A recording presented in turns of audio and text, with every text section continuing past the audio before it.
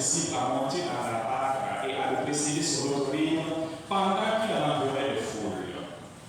C'est Matthieu dit, Jésus oblige les disciples à monter dans la barque et à le précéder sur l'autre rive, tandis qu'entre-temps, il renvoie la foule. Oblige, force, contraindre ses disciples. Apparemment, c'est un verbe ou une action qui n'est pas très en accord avec la personne du Christ. Et on se demande pourquoi. Jésus est resté seul pour envoyer la foule, puis il monte sur la montagne à l'écart pour prier. Et les disciples sur la barque commencent à avancer. Lui, il est seul, les disciples aussi sont seuls. La proximité, être ensemble, être avec les autres, suppose aussi des espaces de solitude. Même si c'est beau de sortir ensemble, de fêter ensemble, de se promener ensemble, d'aller partout ensemble, c'est important aussi d'être seul. Jésus choisit ces moments. Les disciples ne sont pas encore capables de les choisir. C'est pourquoi Jésus les contraint. Il les oblige. Lorsqu'ils feront l'expérience de ce choix de la solitude, ils pourront mieux discerner et choisir à leur pouvoir. Mais Jésus ne les laisse pas seuls. Il sera toujours avec eux dans la barque. Après la multiplication des pains, Jésus connaît un grand succès. Il est devenu un mythe d'homme, on va dire. Mais Jésus sait à quel point, éternel bien frères et sœurs, le consentement et le succès, aussi vous voulez, les applaudissements et le succès, sont de très mauvais conseillers. Quand on réussit, et quand tout le monde est d'accord avec nous, tout le monde nous applaudit, tout le monde nous anime, c'est le mauvais conseiller. Ça nous fait monter la tête. Ça peut être un grave danger. Et Jésus le sait bien pour ses disciples et pour nous-mêmes. Plus le besoin d'être accepté par les autres est fort, plus nous nous éloignons de notre destin et de notre personnalité. C'est important d'être célèbre, c'est important d'être considéré, on va dire, une star. C'est important d'être Aïcha Tramé. C'est évident, ça fait plaisir. On se sent aimé, envié, accueilli, désiré. Mais si on ne fait pas attention, ça monte vers la tête. Vous ne vivez plus ce que vous devez vivre et ce que vous devez être. Mais tout devient fonction du maintien du succès et de la notoriété. Demandez aux joueurs, ils vous en diront. Le jour où ils vont pas marquer, tout le stade les insultes. Tu dois marquer parce que tu nous as habitués que tu marques. C'est comme ça. On veut plaire, on veut être applaudi. Et c'est pourquoi Jésus ordonne à ses disciples de s'éloigner. Ne vous habituez pas aux applaudissements. Sinon, c'est les mêmes qui vont vous nuire. Et nous-mêmes, il se retire dans un endroit isolé. Mon frère, ma soeur, trouve-toi des moments et des espaces de solitude dans ta vie. Il faut oser se mettre en face de soi-même, se retrouver soi-même dans la vérité et dans l'humilité, dans le silence. Bref, il est nécessaire de vivre des moments de solitude. N'allez pas dire que le Père reste à l'Aurélie d'être seul, isolé et isolé. Ce n'est pas ce que j'ai dit. J'ai dit de vivre des moments de solitude. Il y a une solitude qui est le résultat de l'isolement, d'une incapacité à entrer en relation, à s'exprimer et à sourire. Ce n'est pas de cela qu'il s'agit.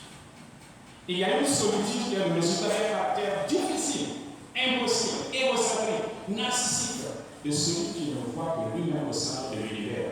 Et donc, tout le monde le laisse seul. Ça, c'est l'affaire de Dieu. Ce n'est pas la solitude. Mais il y a une solitude bonne, voire nécessaire. C'est quand l'homme se place devant lui-même. Ce qu'il est réellement, il se regarde en face. Ce qu'est le monde, il le regarde, le contemple et médite. Le sens de la vie, il y pense et médite. Ses peurs, le désir de l'infini, cette solitude, frères et sœurs, c'est la prière. Et c'est de cette solitude que je parle. Seuls ceux qui pratiquent le silence et la prière peuvent percevoir la richesse de la brise légère de la présence du Seigneur, qui n'a besoin ni de nous, ni de réalités extravagantes pour être rencontrée, mais plutôt des peurs libres et prêtes à être habitées par lui. J'ai fini la première partie, vous me suivez toujours? Vous n'avez pas sauvé? Vers la fin de la vie, donc vers la fin de mon homélie, Jésus vient vers eux en marchant sur la mer. Et en le voyant marcher sur la mer, les disciples furent bouleversés. Et ils dirent, c'est un fantôme. Et de peur, ils se mirent à crier. Mais aussitôt Jésus leur parla, confiance, c'est moi, n'ayez plus peur. C'est beau ce mot-là. Ou bien, c'est un fantôme. Vous allez de dire ça, c'est un fantôme. Dieu est à côté de nous et nous prions parce qu'il n'est pas là. Dieu est en train de nous sauver et nous prions de lui parce que nous ne savons pas reconnaître la chaleur de sa main. Et surtout, nous ne comprenons pas du tout comment et combien il nous aime. Jésus vient à notre rencontre, se fait présent dans notre vie, vient pendant que nous crions au milieu des difficultés et nous disons, c'est un fantôme. Combien de fois nous prenons Dieu pour un fantôme? Et combien de fois nous prenons nos fantômes pour les dieux? Combien de fois, frères et sœurs, nous appelons volonté de Dieu ce qui nous convient, alors que sa vraie volonté, nous ne voulons pas la reconnaître pour ne pas avoir à suivre. Courage, confiance, c'est moi. N'ayez plus peur, n'ayez pas peur. Juste au moment où les vagues déferlent sur nous, juste au moment où nous avons l'impression d'être vaincus, quelque chose se produit. Jésus marche sur les eaux tumultueuses et on répète, courage, n'ayez pas peur, c'est moi. Seigneur, si c'est bien toi, ordonne-moi de venir vers toi sur les eaux. Et Jésus lui dit, viens. Pierre saute dans l'eau, lui aussi, et il veut marcher sur l'eau, sur les difficultés.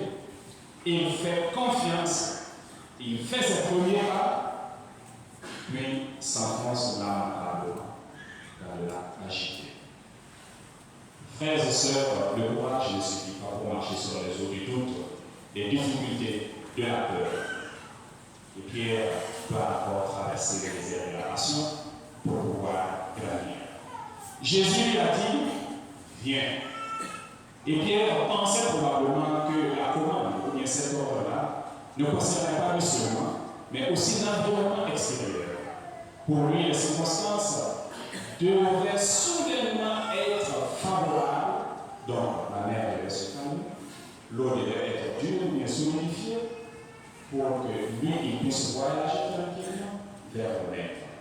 La parole de Christ, viens, ne lui suffisait pas. Il prétendait aussi la sécurité extérieure. Il réclamait la garantie supplémentaire de l'absence de risque. C'est le point faible de notre foi, de ma foi et de ma foi. Ou plutôt, c'est notre non-foi, notre incrédulité. La foi ne nous ouvre pas un chemin de facilité. La foi nous permet de marcher dans le noir, combattu par les réalités hostiles et habituelles, au milieu des difficultés que tout le monde connaît, aux prises avec les problèmes communs aux frères et sœurs, avec la seule certitude d'une présence, d'une main qui m'attrape, non pas pour me soustraire des intempéries, mais plutôt, après avoir résisté, une main qui me sauve. Et le mot venir ne me rend pas privilégié. Quand il me dit viens, je ne suis pas privilégié. Je suis simplement appelé à affronter la vie avec lui. Sur cette page de marché, il y a un rabbinat de l'église qui commentait et qui parlait de comment Pierre, qui marchait sur les eaux, il discutait, il était convaincu, et moi aussi. Et le moment le plus beau, c'est quand on arrive vraiment à marcher sur les eaux, n'est-ce pas? Si on arrive à marcher sur les eaux, c'est magnifique, non? Vous n'êtes pas d'accord? C'est bon. on va poser dans la main de l'œuvre. Mère Thérèse de Calcutta a dit que vous pensez que l'Église est forte quand elle marche sur l'eau, c'est-à-dire quand tout va bien et que tout le monde applaudit pour s'incline. Non, c'est pour le moment, pour la véritable grandeur de l'Église. En effet, dit-elle, l'Église n'est forte et vraiment elle-même que lorsqu'elle sent son pied s'enfoncer dans sa propre faiblesse. Et comme Pierre tend la main en Jésus, en priant avec une foi humble, Jésus, sauve-moi. Alors, l'Église sent immédiatement la force de Dieu qui la sert et la relève et la sauve des pièges constants de l'histoire. Frères et sœurs, nous ne sommes pas fragiles, perdus, vaincus quand nous traversons l'épreuve. Nous sommes plutôt forts à chaque fois que, dans la fragilité, nous appelons le nom de Christ. C'est lui le Sauveur. Et pour lui, nous allons tout sacrifier et tout croire, comme nous le commande Saint Paul dans la lecture. Et bien, frères et sœurs, terminant, je vous dis 3 choses. On ne peut pas tout contrôler dans la vie. Il faut faire confiance. Il faut arrêter de vouloir contrôler tout et tout le monde. Il faut arrêter de vouloir savoir à l'avance ce qui va nous arriver. Il faut arrêter de vouloir connaître la fin. Nous devons apprendre à faire confiance, à nous laisser et à croire que quelqu'un nous prendra la main. 2. C'est vital d'avoir peur. C'est normal. C'est d'ailleurs nécessaire. Celui qui n'a pas peur est appelé. Mais c'est mortel de se laisser bloquer par la peur. Comme Pierre, je dois apprendre à reconnaître mes peurs, à leur donner un nom, à ne pas les cacher, à les accepter humblement, accepter qu'elles existent. Je dois apprendre que la peur avertit du danger, mais qu'elle ne doit pas me bloquer. J'ai peur comme Pierre, mais je continue de marcher. 3. Quand vous êtes sur le point de vous noyer, demandez de l'aide. Quand vous êtes sur le point de vous noyer, demandez de l'aide. La témérité amène à la perdition. Le courageux, ce n'est pas celui qui n'a pas peur ou qui n'a pas besoin de l'autre. Ça n'a rien à voir. Seuls les orgueilleux sombrent, perdent et se perdent, s'enfoncent et se noient. Il y a des personnes trop fières d'elles-mêmes, qu'elles se battent comme des diables et croient pouvoir y arriver seules. On le voit dans la vie de tous les jours, dans notre vie de famille, ou peut-être c'est monsieur qui dit, toi, assieds-toi à la maison, c'est moi, j'arrive, je n'ai pas besoin de toi. Surtout les aussi, on est un peu féodal, désolé, je suis moi-même aussi. On est un peu féodal, il faut qu'on s'affirme dans le travail, d'administration et la vie de tous les jours, comme pour avoir une suprématie, on veut faire ça les autres. Quand on court seul, on peut aller vite, mais on n'ira pas là. Lorsque tu réalises que tu ne peux pas, demande de l'aide, tends la main, pour que quelqu'un te tende la main, que le Seigneur vous bénisse. Amen.